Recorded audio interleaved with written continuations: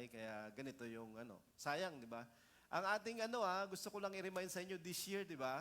Pupunuin na natin to para kapag may overflow, mag-church plant na tayo sa Metro Manila. Okay? Yun yung wag niyong kalilimutan na ating layunin ngayong taon na ito. Okay? In saying that, yung pag-uusapan natin ay ito. Walang kinalaman ito sa kwento ni...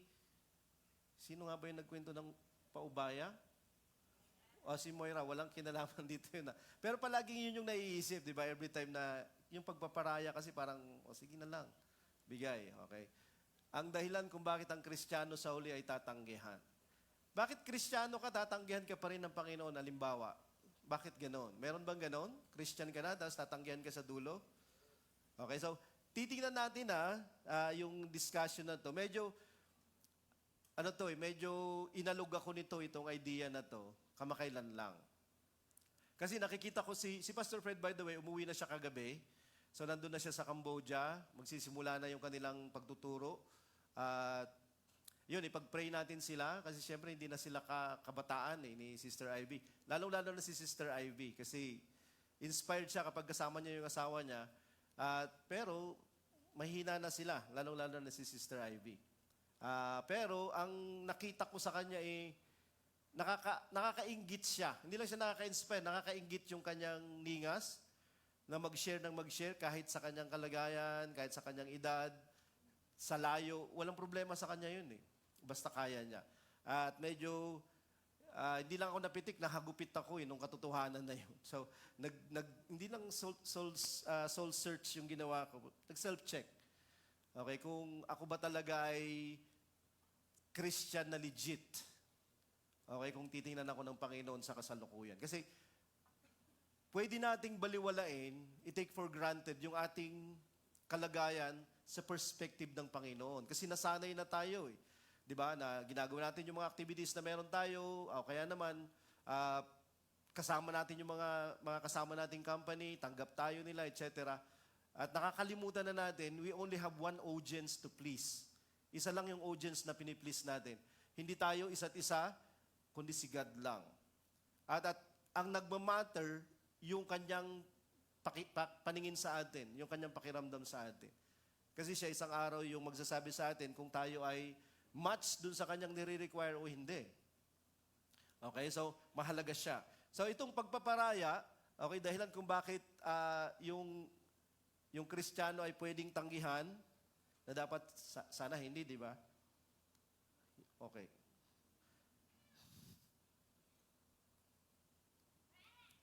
Mas maganda nung time ni Jesus talaga kasi walang mga ganito. Ayun, okay? So, ang maiisip natin kapag nagpaparaya, yung nagbibigay, di ba? Kasi ayaw natin na may masaktan, ayaw natin na merong hindi magalit, ayaw natin na merong taong magkaroon ng sama ng loob. So, pabayaan mo na lang. At minsan sinasabi natin, grace yun. Kaya natin ginagawin kasi mapagbiyaya tayo. Mapagmahal, o kaya naman, merciful. Kaya lang si God ay ganun din. Pero, kapag titingnan mo yung nakalagay sa scriptures, hindi siya ganun eh. Katulad natin, sa pagpaparaya na katulad ng sinasabi natin. Okay, so, pwede natin siya matik na extreme. Kaya nga maingat natin siyang titingnan ngayong araw na ito. Okay, so, ano ang dahilan kung bakit pwede pa rin tayong tanggihan isang araw? Bakit natin pinag-uusapan yung tanggihan tayo? Diba dapat magsaya tayo kasi tinanggap na tayo ng Panginoon ngayon. Kasi nga, baka ma-take for granted natin yung tama na perspective ng Christian na paglalakad. At mapunta tayo sa imbis na tanggapin ay hindi. Sa John 7 verse 7, sabi dito ni Jesus, hindi sa inyo napupuot ang mga taong makamundo o yung sanglibutan, ngunit sa akin sila napupuot dahil inilalantad ko ang kasamaan nila. Hindi niya sinasabi sa kanyang mga alagad, kapag susunod ka sa akin, ay magiging masaya lahat. Yung mga tao sa'yo, tatanggapin ka nila, ipagsasaya nila yung sasabihin mo, at wala kang magiging problema sa kanila. Nandito yung Panginoon na either tinatakot niya yung mga alagad sa pagsunod, at therefore madi-discourage sila, kasi madaling ma-discourage kapag yung pinagkakatiwalaan mo, sasabihin niya sa'yo na yung lahat ng negatibo, di ba? At ito yung sinasabi ni Jesus Christ. May mapupuot sa inyo, mapupuot sila sa'yo. Pero hindi talaga sa'yo, kundi sa akin. At dahil nasa Panginoon tayo at siya ay nasa atin, at kapag naglakad tayo dun sa buhay na ito at gawin natin o kaya naman lakarin natin yung katotohanan na ibinigay niya sa atin, may effect yun sa mundo na kinalalagyan natin. May effect yun sa mga tao na dati okay sila, dati maganda yung ating relationship sa kanila, merong effect. Pero hindi dahil sa iyo, sabi ni Jesus Christ, kung bakit meron silang negative na response at even hateful response, di ba, sa atin, kundi dahil sa akin. Dahil sa akin. Kasi tayo ay connected sa Kanya, tayo related sa Kanya, si God si Jesus ay nasa atin. At sana siya yung nakikita nila sa atin, naririnig nila sa atin. Okay? At sabi niya, sila ay napupuot hindi dahil nagpagaling siya, okay? Hindi dahil sa ginawa niya yung mga magagandang mga bagay. Lahat sila natutuwa doon. Lahat sila gusto nilang makita si Lord. Di ba gumawa ka pa ng himala? Amaze us, di ba? Gawin mo kaming puno, gawin mo kaming pinagpala. Lahat naman gusto nila yun eh. Pero bakit mapupuot yung mga tao sa atin? Yung mundo dahil inilalantad natin yung kasamaan nila. At kung tayo ay magiging Christian, katulad ni Jesus Christ, ang buhay natin, merong ganong effect tayo sa sanglibutan kung gagawin natin yung paglalantad na ito, ini-expose natin yung sin. Hanggat hindi ganon yung paglalakad natin, walang na-expose, kasi nga mapagparaya tayo, kasi nga mapagpaubaya tayo, kasi nga very gracious tayo na baka may masaktan, baka mayroong ma-offend. Hindi may expose yung sin. At imbis na tayo yung nag-expose, tayo yung kumukonsinti. Kasi tayo nagsasabing Christian tayo sa kanila. Tayo nagsasabing kilala natin yung Panginoon. At iniisip nila, so ibig sabihin, ganyan din yung Panginoon sa akin. Wala siyang problema sa aking kalagayan bilang makasalanan na tao. Di ba? Kumusta yung paglalakad mo sa mundo? Nagugustuhan ka ba lahat? Hindi ko sinasabi na sana hindi ka magustuhan. Sana awayin ka nila. Sana magka-problema ka sa relationship mo sa mga tao. Pero it seems, kapag susunod ka talaga sa Panginoon at lalakaran mo talaga yung buhay niya, because you are being light, na-expose yung darkness. At nagkakaroon na ng friction. Diba? Hindi congruent yung paglalakad natin. Hindi sabay, okay? Hindi magkasama, hindi maalwan. Yun yung magiging effect natin sa sanglibutan. Pero, kung pipiliin mo yung road na palaging tinatravel ng mga tao, na dapat okay lang tayo, di ba? Dapat mahalin natin yung mga tao. God loves you. Hindi, God will send you to hell kung hindi ka magsisisi at magbabago. Meron siyang ganun, eventually na katapusan. So, meron tayong mabuting relationship sa mga tao, pero tingnan natin at dapat malaman natin saan yung hangganan. Diba? Ng pagiging goody-goody sa mga tao, tapos hindi na tayo nagiging effective na Christian. Kasi mapagparaya nga tayo. Revelation 3 verse 20. Ang mapagtagumpay ay paupuin ko sa tabi ng aking trono, sabi ni Jesus. Tulad ko na nagtagumpay at naupo sa tabi ng trono ng aking Ama. Mapapansin mo itong word na he who overcomes, so yung word na overcome, ay paulit-ulit na sinabi niya sa simbahan na 7 na sinulatan ni Jesus Christ dito. At it seems na ito yung sikreto. Di ba? Para mapagtagumpayan natin lahat. Okay? Kinakailangan meron tayong ganong determinadong pag-iisip to overcome. Ibig sabihin, meron tayong pagtatagumpayan. Ibig sabihin, meron tayong kaaway. Merong war. Yung buhay ng Christianity o Christian ay nasa digmaan. Hindi yan tumitigil. Di ba? At ang sinasabi niya, magtagumpay ka hanggang sa dulo. Kasi kapag hindi ka magiging katulad ko. Kasi nagtagumpay ako Kaya ako nakaupo. Diba? Pero kapag tayo ay tolerant, mapagparaya, katulad ng gusto ng sanglibutan ngayon, diba? I-tolerate natin, igalang natin yung mga paniniwala, igalang natin yung mga paninindigan ng mga tao, kahit mali na sa ating pananaw bilang Christian. Diba? At tayo, dahil sa aayon tayo sa kanila, makikipag-compromise na tayo. Nagpaparaya na tayo. At sino yung balik noon? Kanino yung balik noon? Hindi ma-accomplish yung pagliligtas at eventually manganganib na ikaw ay ma-qualify din sa kaligtasan. Okay? Kasi sabi niya, magtatagumpay. Meron tayong pagtatagumpayan. Hindi picnic yung Christianity. Hindi yung lahat ng mga prayers mo sasagutin, walang suffering, walang pagdurusa, lahat ng hingin mo sa Panginoon, ibibigay niya sa'yo. Anong uri ng Christianity yun? Hindi ko makita sa Bible yun. Hindi ko makita yung Christianity na gano'n. Di ba katulad ng kanta natin kanina? Sabi niya, my life revolves around you, Jesus. Pero ang Christianity natin, kung tayo ay hindi mag-iingat, dapat si God nagre-revolve around me. Kung ano yung gusto ko, ibigay mo. Sa tamang panahon na gusto ko. Sa pagkakataon na gusto ko. Sa paraan na gusto ko. Hindi na siya God. Di ba? Sa isang banda. So, pagtagumpayan natin, una sa lahat yung sarili natin. Yung pagkamakasarili. Pagtagumpayan natin yung ayos at agos ng sanglibutan. Kasi kung wala na tayong pagkakaiba sa layunin ng mga tao sa sanglibutan, hindi nakakilala kay God, hindi kumikilala sa Diyos na kinikilala natin, questionin natin yung mga sarili natin. Di ba? Kung yun ay nakakainggit na uri ng pamumuhay, kung sakali, ikaw ay nakakilala at ikaw ay sumusunod sa Kanya. Sa Hebrews 12 verse 2, ituon natin ang ating paningin kay Jesus. Okay? Na siyang sandigan ng pananampalataya natin, siya yung pinagmulan ng pananampalataya sa simula hanggang sa katapusan. So ito yung encouragement ni Apostle Paul sa mga inuusig, nagdurusang mga Kristiyano dito na mga Hudyo. Sila yung mga una, di ba, na na-convert. At marubdob yung marahas yung persecution sa kanila noong unang panahon. Pero ang sinasabi ni Paul dito, ituon mo kay Jesus Christ yung paningin mo. Kasi pwede kang malingat. Pwede mong makita yung pagdurusa. Pwede mong makita yung sacrifice. Pwede mong makita yung nawala na simula nung nasave ka. Pwede mong makita yung hindi sinagot sa akin ni Lord na gusto kong sagot niya. Di ba katulad ng testimony ni Sister Lorlyn kanina? At iisipin mo, pwede palang tumigil yung tao, di ba, kapag ganon, humingi tapos hindi siya bignigyan sa palagay niya, tapos titigil na lang siya. At makatwiran yun. Oo, pwedeng maging makatwiran yun sa isip ng isang tao.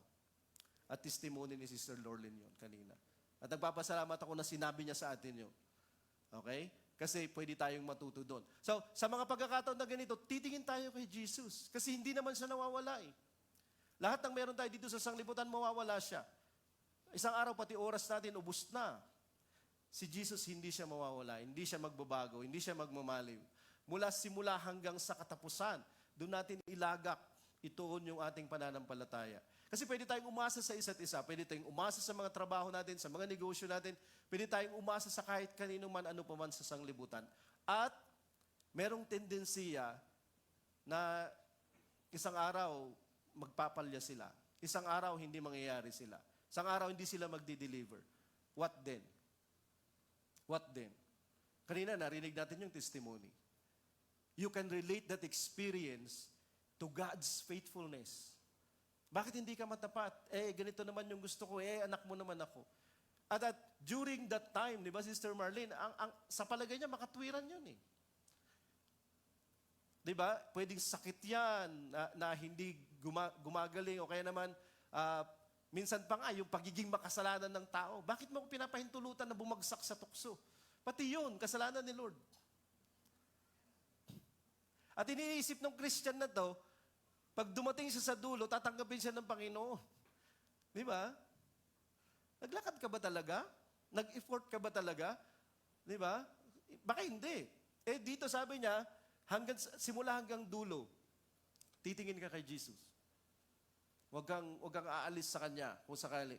Dahil bakit? Siya yung ating halimbawa. Tiniis niya ng may paghihirap yung krus at hindi niya ito ikinahiya. Meron kang pagtitiisan, meron kang pagdudusahan. At hindi ako hihingi ng sorry kasi this is the only way. Okay, para ma-purge tayo, okay naman, para magawa natin yung paglalakad, katulad ng ginugusto ng Panginoon. Kasi may salungat. Hindi tayo congruent, hindi tayo parallel, or hindi tayo magkasama ng sanglibutan. Tayo ay parallel, magkahiwalay tayo. Okay? O kaya nga, baka salungat sila, tayo ay sa ibang direksyon. So, tiniis niya yung paghihirap. Kasi merong paghihirapan tayo dito sa bilang Christian. Okay? Kung sino yung Christian na hindi nagkakaroon ng cross niya, hindi nagbabata ng cross niya, hindi siya makakasunod.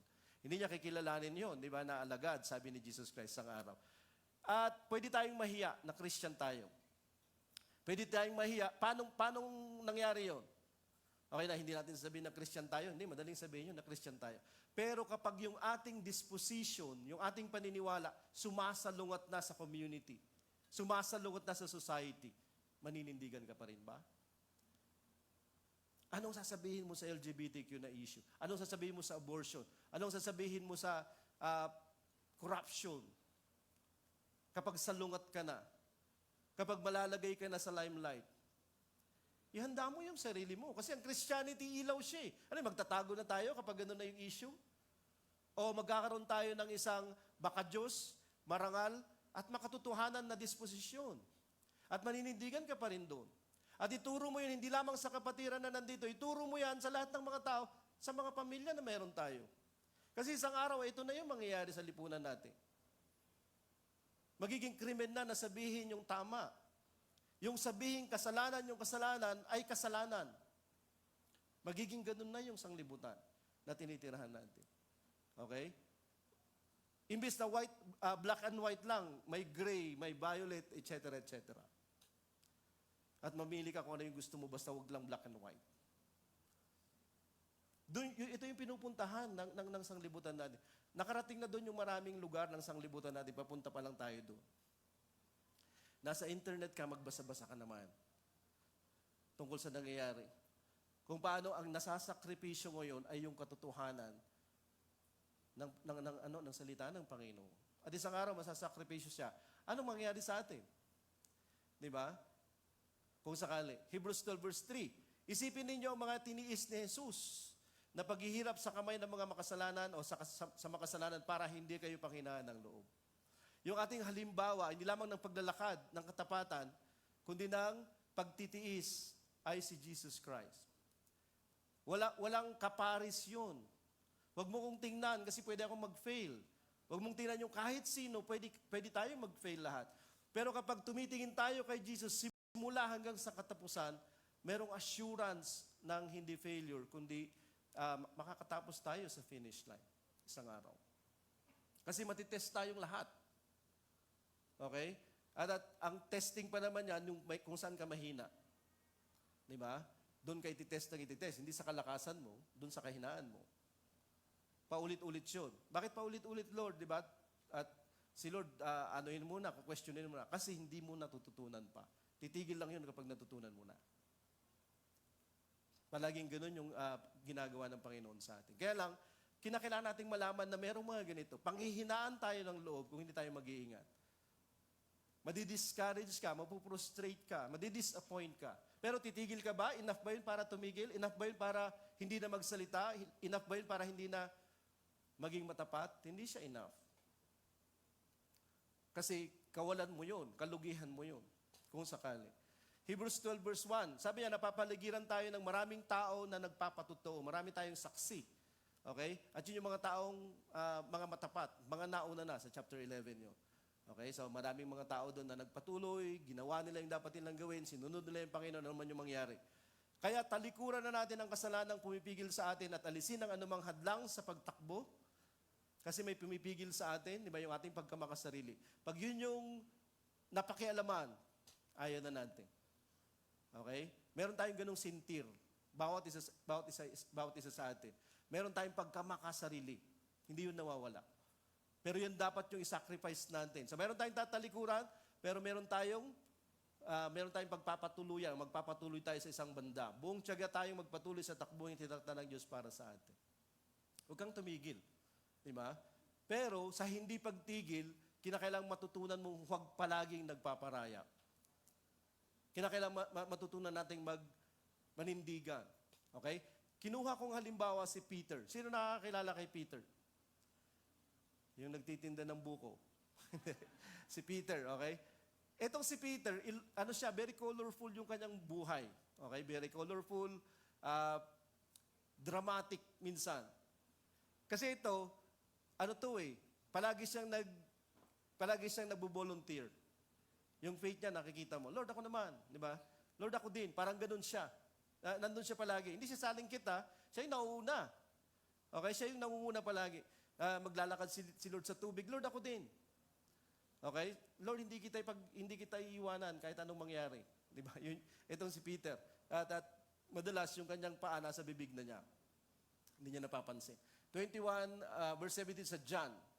Sa ikatlong ulit, sinabi ni Jesus, Simon na anak ni Juan, mahal mo ba talaga ako? Nasaktan si Pedro ng 3 beses na siyang tinanong kung mahal niya si Jesus. Kaya sumagot siya, Panginoon, alam niyo po ang lahat ng bagay. Alam niyo rin po na mahal ko kayo. Sinabi sa kanya ni Jesus, alagaan mo ang aking mga tupa. Nandito si Lord na parang meron siyang hindi alam kay Peter.